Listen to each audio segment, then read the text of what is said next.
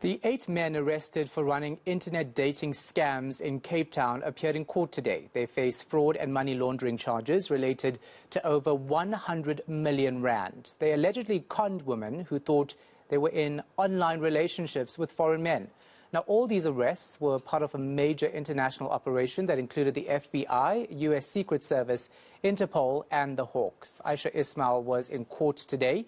She's joining us now live for more on this one. So, Aisha, this was a story that had us talking when it emerged yesterday. Tell us more about this online dating scam, how it worked, and how these men were actually arrested.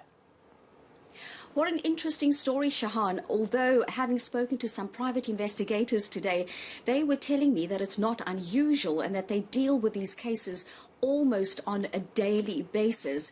But what they're saying is, Shahan, and just to give you some context, is that often widows and people, women who have been newly divorced, they are then, scammed by these people because they go onto these dating websites because often it's older women, they're too shy to go out and date socially and openly. So they go onto social media, onto these dating websites. They meet these men on these websites and these guys then promise them the world.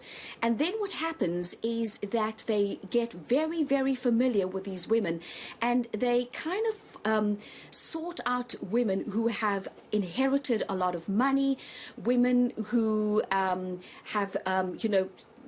have big pensions and women who have lots of savings. And that's when they then say to the women, you know what, I want to come to South Africa to come and be with you, to come and spend the rest of my life with you, but I actually cannot afford to buy a ticket to come to South Africa or even to the US or wherever they are. The women then say, okay, fine, I will send you money. And then they'll say, oh, but I need to pay for a visa. The women will then send them more money.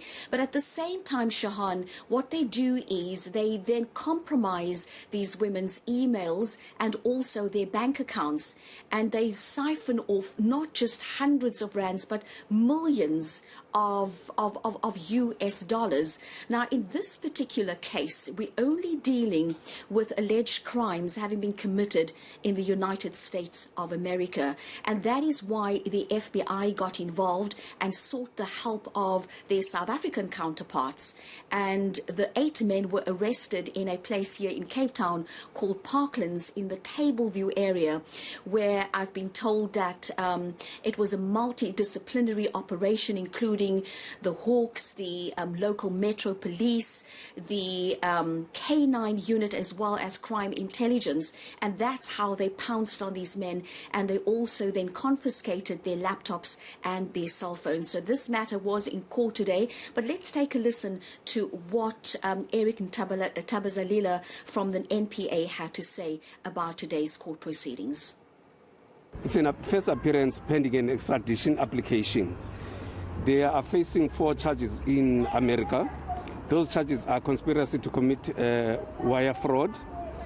Second charge is wire fraud. Third charge is money laundering. And the 4th charge is aggravated theft of identity. It's alleged that they defrauded victims in America and other parts in other countries.